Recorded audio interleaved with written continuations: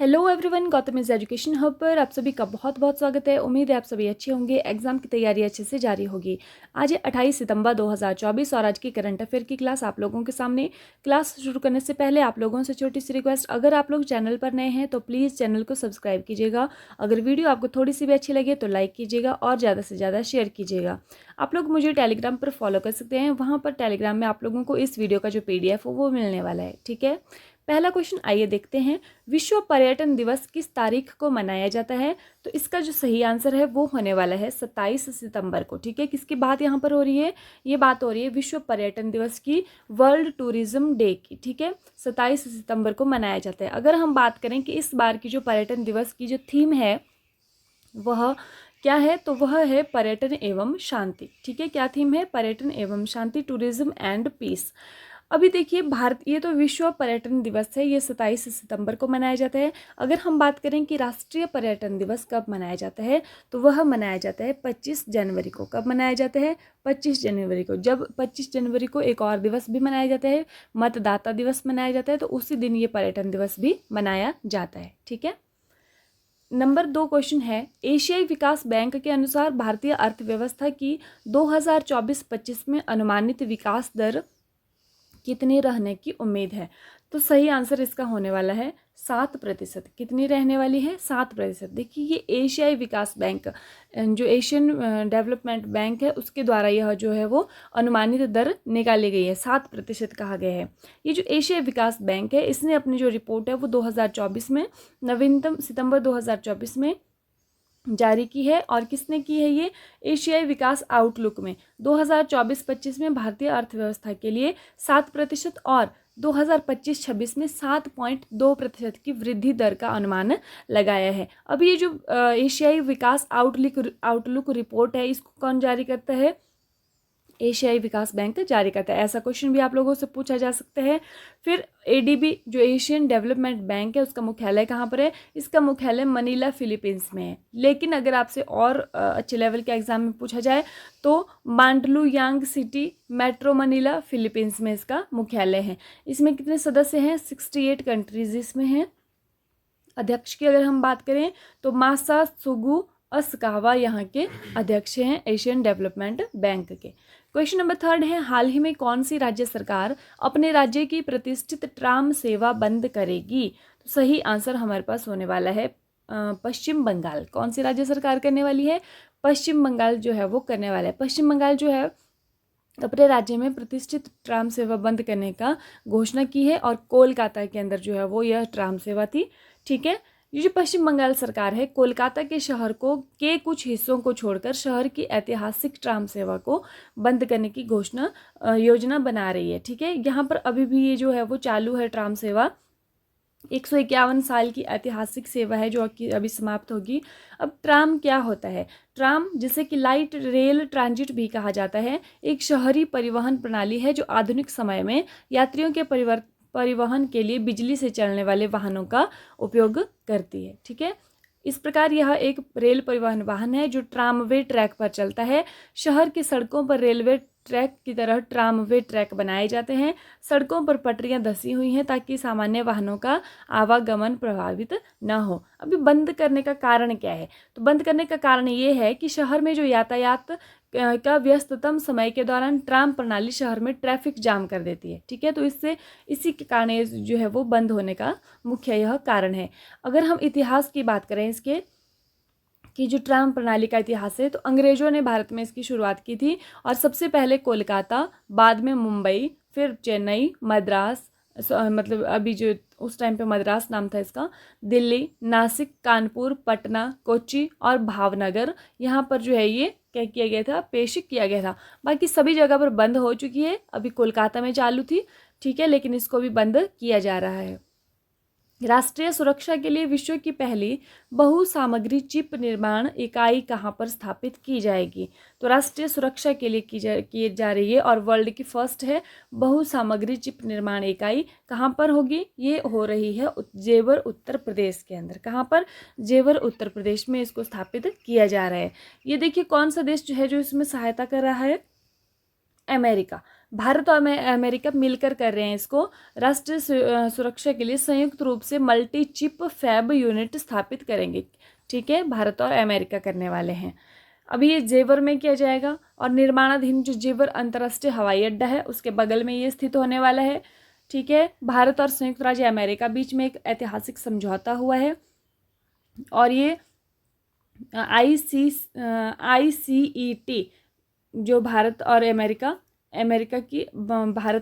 की पहल का ये परिणाम है। ठीक है, अभी देखिए जो ICET है इसकी फुल फॉर्म क्या है, क्रिटिकल एंड एमर्जिंग टेक्नोलॉजी। क्या नाम है इसका, क्रिटिकल एंड एमर्जिंग टेक्नोलॉजी।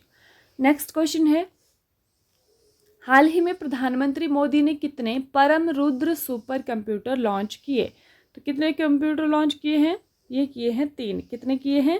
3 किए हैं। कौन से? परम रुद्र सुपर कंप्यूटर लॉन्च किए हैं, 3 किए हैं। 26 सितंबर 2024 को वर्चुअली लॉन्च किए हैं ये, और जिसमें कि वंचितों को सशक्त बनाने के लिए तकनीकी प्रगति के महत्व पर जोर दिया गया है। किस मिशन के तहत है ये? राष्ट्रीय सुपर कंप्यूटिंग मिशन, जो NSM के तहत स्वदेशी रूप से विकसित इन उच्च प्रदर्शन कंप्यूटिंग सिस्टम को कितने करोड़ की? 130 करोड़ रुपए की लागत से कहाँ कहाँ पर? पुणे में, दिल्ली में और कोलकाता के अंदर इसको रणनीतिक रूप से तैयार किया गया है। तो 3 किए गए हैं, एक पुणे में किया गया है, एक दिल्ली में और एक कोलकाता में तैनात इसको किया गया है। क्वेश्चन नंबर 6 है, युवाओं के लिए रोजगार के अवसर पैदा करने के लिए श्रम मंत्रालय ने किसके साथ साझेदारी की है? ठीक है, तो युवाओं के लिए जो रोजगार के अवसर पैदा करने के लिए श्रम मंत्रालय ने किसके साथ साझेदारी की? तो ये की है अमेजन के साथ। किसके साथ की है? अमेजन के साथ की है।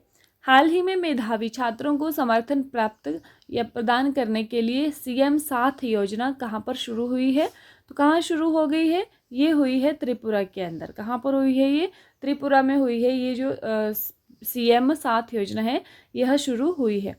हाल ही में हैदराबाद स्थित सरदार वल्लभ भाई पटेल राष्ट्रीय पुलिस अकादमी का प्रमुख किसे नियुक्त किया गया है? तो यह नियुक्त किया गया है अमित गर्ग जी को। किसको किया गया है?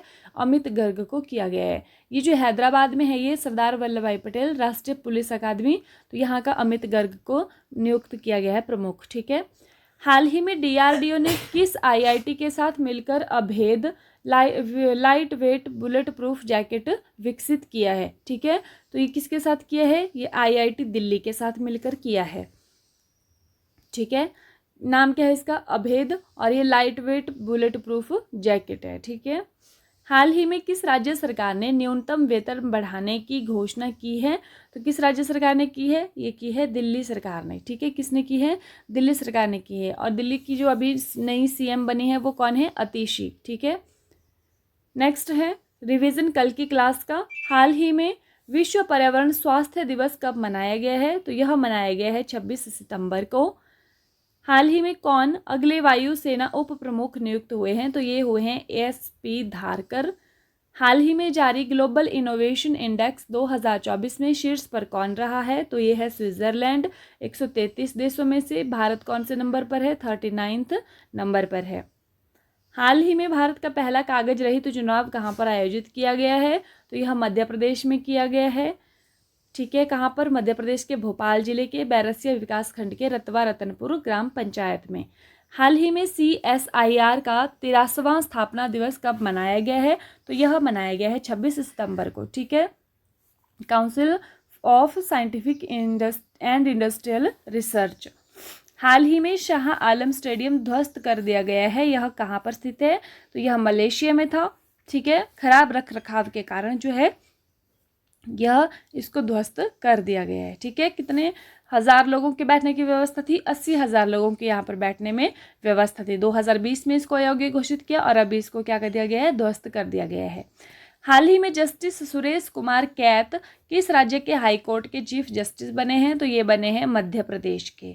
हाल ही में किस केंद्रीय मंत्री ने वेब पोर्टल परिधि 24x25 और AI टैक्सोनॉमी E-बुक का शुभारंभ किया है? तो यह किया है गिरिराज सिंह ने, कपड़ा मंत्रालय इनके पास है। हाल ही में ICC life time achievement award 2023 से किसे सम्मानित किया गया है? तो यह किया गया है दीपक C मेहता को। ठीक है, ये प्रत्याशा रे को कौन सा पुरस्कार मिला है? अभी जो एकलव्य पुरस्कार है वो इनको मिला है। रिया सिंघा जो है वो ये मिस मिस यूनिवर्स इंडिया बनी है। ठीक है। हाल ही में कौन सी राज्य सरकार फसलों को नुकसान पहुंचाने वाले नीलगाय और जंगली सुअरों को मारेगी? तो ये बिहार ने कहा है। अगस्त मंथ का रिवीजन देख लीजिए। विज्ञान एवं प्रौद्योगिकी के क्षेत्र में भारत सरकार द्वारा दिया जाने वाला सर्वोच्च पुरस्कार कौन सा है? तो कौन सा पुरस्कार है? यह है राष्ट्रीय विज्ञान पुरस्कार।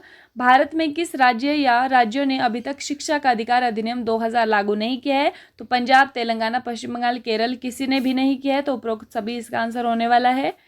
वर्तमान पॉलिसी रेपो रेट क्या है? तो यह है 6.5%। ठीक है।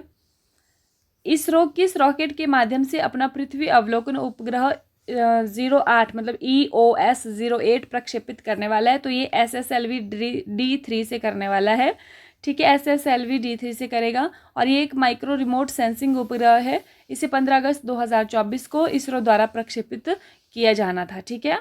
तो अभी मतलब ये हो चुका है, अगस्त का है ये करंट अफेयर, इसलिए इसको यहाँ पर ऐसे लिखा गया है। भारतीय सेना ने पर्वत प्रहार अभ्यास कहाँ पर आयोजित किया? तो यह कहाँ पर हुआ है? यह हुआ है लद्दाख के अंदर पर्वत प्रहार। हाल ही में किस राज्य ने स्थानीय निकाय चुनाव लड़ने हेतु व्यक्तियों के लिए 2 बच्चे वाली नीति को खत्म किया? तो ये कहाँ पर हुआ है? आंध्र प्रदेश में हुआ है, क्योंकि यहाँ पर जो है वो बच्चों की जनसंख्या कम हुई है। ठीक है। आंध्र प्रदेश की राजधानी क्या है? अमरावती। भारत छोड़ो आंदोलन दिवस कब मनाया जाता है? तो यह कब मनाया गया है? 8 अगस्त को मनाया जाता है। पेरिस ओलंपिक 2024 में भाला फेंक में गोल्ड मेडल जीतने वाले अरशद नदीम किस देश से संबंध रखते हैं? तो यह पाकिस्तान से हैं और इन्होंने गोल्ड जीता है। तो जो हमारे नीरज चोपड़ा जी हैं जिन्होंने 2020 में गोल्ड जीता था, उन्होंने अभी सिल्वर मेडल जीता है। भारतीय पुरुष हॉकी टीम ने 2024 पेरिस ओलंपिक में किस टीम को हराकर कांस्य पदक जीता है? तो स्पेन को हरा के जीता है। नेक्स्ट है, हाल ही में SBI का नया अध्यक्ष किसे नियुक्त किया गया है? तो यह CS रेड्डी जी को नियुक्त किया गया है। ठीक है। इसी के साथ जो आज की क्लास है वो समाप्त होती है। क्लास देखने के लिए आप लोगों का बहुत बहुत धन्यवाद।